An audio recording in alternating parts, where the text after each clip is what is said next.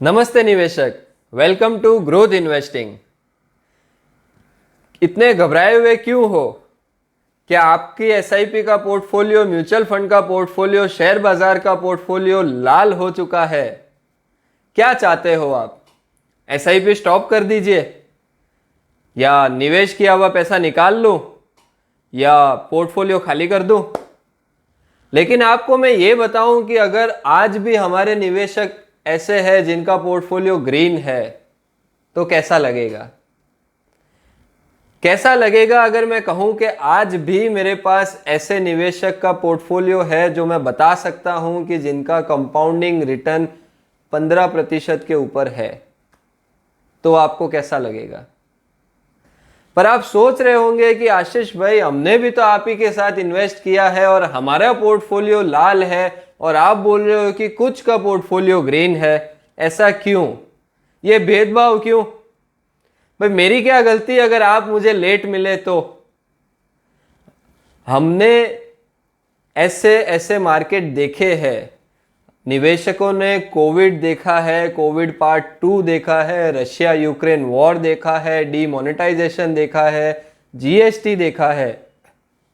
तो क्या अभी जो हो रहा है, सभी जगह एक ही न्यूज़ है, एफआईआई माल बेच रहा है, बाहर के निवेशक माल बेच रहे हैं। तो मुझे आप बताइए, क्या एफआईआई ने कोविड में माल नहीं बेचा था? क्या एफआईआई ने रशिया यूक्रेन वॉर के टाइम माल नहीं बेचा था? क्या एफआईआई ने इजराइल हमास के टाइम पे माल नहीं बेचा था? बेचा था। हर समय उन्होंने माल बेचा था। क्यों? क्योंकि वर्ल्ड की इकोनॉमी के सिचुएशंस ऐसे थे कि उन्हें कुछ फंड्स की ज़रूरत है उनके कुछ एक्सपेंस को मैनेज करने में, या फिर उन्हें भारत से अच्छी इकोनॉमी बाहर दिख रही हो कि जहाँ पे वो थोड़ा रिस्क लेके इन्वेस्ट करके पैसा बनाना चाहते हो। ऐसा तो नहीं है कि भारत में 100 रुपये लगाए हैं उसमें से 50 रुपये का माल बेच दिया। नहीं, 100 रुपये लगाए उसमें से हार्डली 3-4 रुपये का माल भी अभी तक नहीं बिका है। तो आपको घबराने की क्या आवश्यकता है? जिन्होंने नया निवेश शुरू किया है, जो अभी पिछले 1-1.5 साल के अंदर जिन्होंने एसआईपी स्टार्ट की है या लमसम स्टार्ट किया है, उनको नेगेटिव रिटर्न दिख रहे हैं। तो वो यूजुअल है, वो नॉर्मल है, क्योंकि मार्केट माइनस है तो आपका पोर्टफोलियो पॉजिटिव कैसे होगा? लेकिन जिन्होंने हमारे साथ आज 7 साल, 8 साल, 9 साल गुजार दिए हैं, उनके पोर्टफोलियो आज भी ग्रीन है। उसका मेन रीज़न, कोविड में हमने पैसे इन्वेस्ट किए, ना कि विड्रॉ किए। रशिया यूक्रेन वॉर में हमने पैसे इन्वेस्ट किए। इजराइल हमास वॉर में हमने लोगों की एसआईपीओ के अंदर एडिशनल परचेज किया था। डीमोनेटाइजेशन के अंदर हमने लमसम इन्वेस्ट किए थे। क्यों? क्योंकि भारत की इकोनॉमी आपको लोअर सर्किट पे मिल रही थी। उससे बड़ी अपॉर्चुनिटी क्या होगी? अगर आप अभी घबराओगे तो बड़े लोग तो यही चाहते हैं कि आप घबरा के माल बेचो और उस साइड से वो खरीद ले। लेकिन ये गलती हमको नहीं करनी है। घबराने की कोई आवश्यकता नहीं है। मार्केट का ये स्वभाव है, वो आपको डराएगी, धमकाएगी, लॉस करवाएगी, फिर ही सिखाएगी।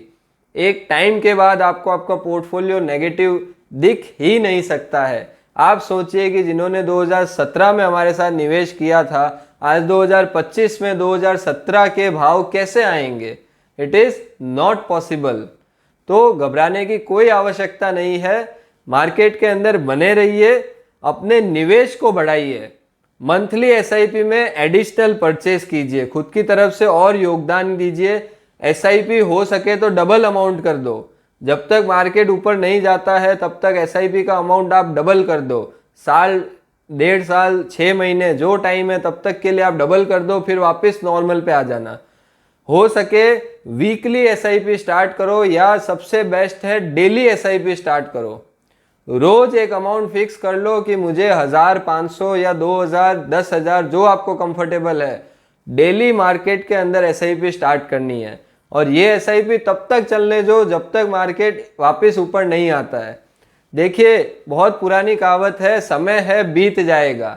मार्केट में यही होता है। पिछले 30 साल में 7 बार गिरावट आई है, 4 बार मार्केट फ्लैट रहा है। उसके बावजूद भी निफ्टी ने सभी एसेट्स को बीट किया है। आप एफडी से भी आगे हो, पीपीएफ से भी आगे हो और अन्य किसी निवेश की हुई एसेट से आप इक्विटी में हमेशा आगे रहोगे लॉन्ग टर्म में। तो अपने निवेश पे भरोसा कीजिए, फुल कॉन्फिडेंस रखिए और निवेश को बढ़ाइए, क्योंकि यही वीडियो मैं आते हुए 1-2 साल बाद फिर बनाऊंगा और आपको कहूंगा कि जब एफआईआई माल बेच रहे थे तब हम खरीद रहे थे। तो इस इन्वेस्टमेंट की जर्नी में मैं आपका साथ चाहता हूं। Okay, all the best.